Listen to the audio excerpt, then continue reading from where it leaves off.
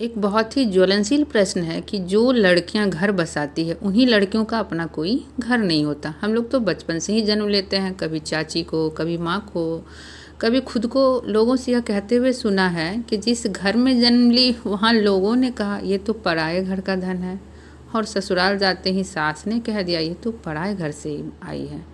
भगवान इतना तो बता दे हम स्त्रियों का घर कौन सा है।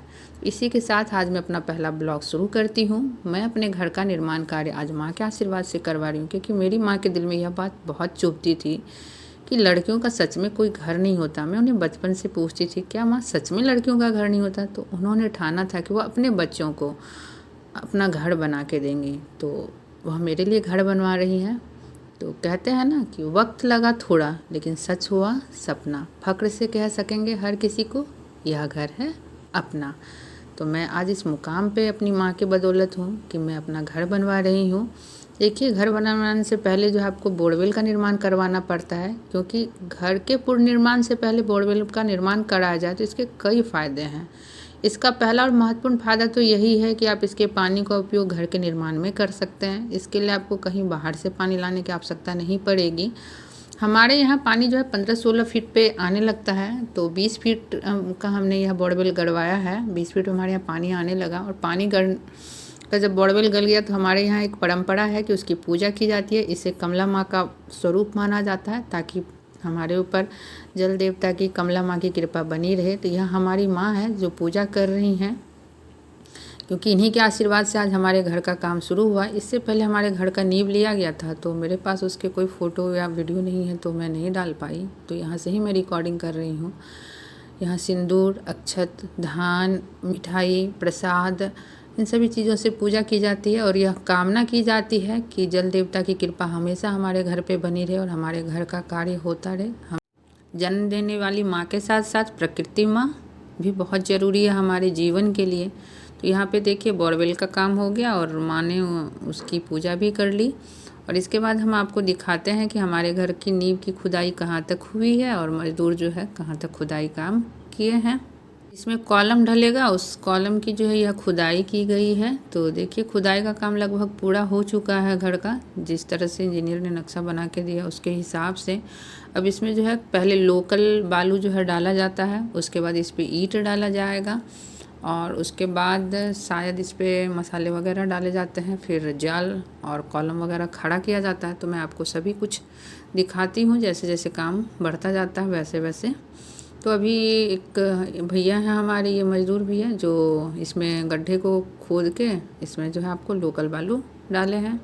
अब इसके बाद जो है इसमें ईंट बिछाया जाएगा। देखिए यहाँ पे ईंट बिछा दिया गया है लोकल बालू डालने के बाद इस दोनों में, और बाकी समय भी बिछाया जा रहा है धीरे धीरे, और ऐसे ही कार्य शुरू रहेगा। अब इसके बाद जो है आपको मसाला डाला जाता है। इसमें मसाले देखिए इसमें कुछ कुछ डाले गए हैं। उसके बाद इसमें जो है आपको जाल डाला जाएगा और उस पर कॉलम को खड़ा किया जाएगा। जैसे इसमें देखिए पूरी तरह से मसाले डाल दिए गए हैं, और मसाले इसी तरह डालने के बाद आपको इस पर जाल डाल के कॉलम खड़ा किया जाता है। ये पहला कॉलम है जो इन लोग खड़े कर रहे हैं भैया लोग। और देखिए यह कॉलम जो है ये लोग अपना मिलाते हैं और उसके बाद खड़ा करते हैं, ताकि घर जो है एकदम सही और सटीक बने। बहुत मेहनत का काम है। कहते हैं ना कि घर बनाना सिर्फ पैसों से नहीं होता, वह बहुत मेहनत का काम होता है। पैसे होने से भी आप घर नहीं बना सकते, और सबसे असली मेहनत तो ये मज़दूर लोग ही करते हैं। और जब पहला नींव का जो इसमें आपको कॉलम पड़ता है, तो हमारे यहाँ एक रिवाज है कि हमारे यहाँ क्या, हमें लगता है सभी के यहाँ ऐसा लगभग रिवाज होगा कि कॉलम में जो है पूजा की जाती है और यह प्रार्थना की जाती है कि घर जो है सुरक्षित रूप से बन जाए, घर हमेशा सुरक्षित रहे। तो यहाँ हमारी माँ जो है बोरवेल की पूजा करने के बाद इस कॉलम में अपना पूजा कर रही हैं, और माँ पृथ्वी से और सभी से यह दुआ करती हैं प्रकृति से कि घर का कार्य अच्छे से हो, सुरक्षित तरीके से हो, और हमारा घर हमेशा सुरक्षित रहे और सुरक्षित तरीके से बने।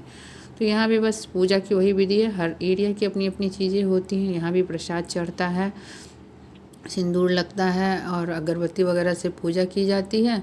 और कहा जाता है कि आपके घर में जो सबसे बड़े हों उनसे जो है आपको पूजा करवानी चाहिए। घर की भूमि पूजा के बाद जो यह पहला पिलर होता है, तो इसमें जो आपके सबसे बड़े हों, जो आपके सबसे चाहने वाले हों, जो आपके लिए दुआ करते हों, उनसे यह पूजा करनी। तो मेरे लिए तो मेरी माँ ही सब कुछ हैं और मेरे पापा, क्योंकि हमारे दादा दादी तो अब है नहीं इस दुनिया में, तो हमारी माँ ही पूजा कर रही हैं, क्योंकि पिताजी कहीं गए हुए होंगे। तो देखिए यहाँ पे यह पूजा कर रही हैं और पहला मसाला जो है अब इस कॉलम में यही डालेंगी और इनके आशीर्वाद से ही हमारे घर का आशियाना आज शुरू हो रहा है। कहते हैं ना कि माँ का दिल होता है। जो तकलीफ़ इन्होंने अपने जीवन में देखी वह कभी नहीं चाहती हैं कि उनके बच्चों को मिले, उनकी बेटियों को सुनना पड़े। तो यह घर हमारे लिए बन रहा है। इनकी मेहनत और इनकी दुआ का असर होगा तो यह घर बहुत जल्दी बन जाएगा।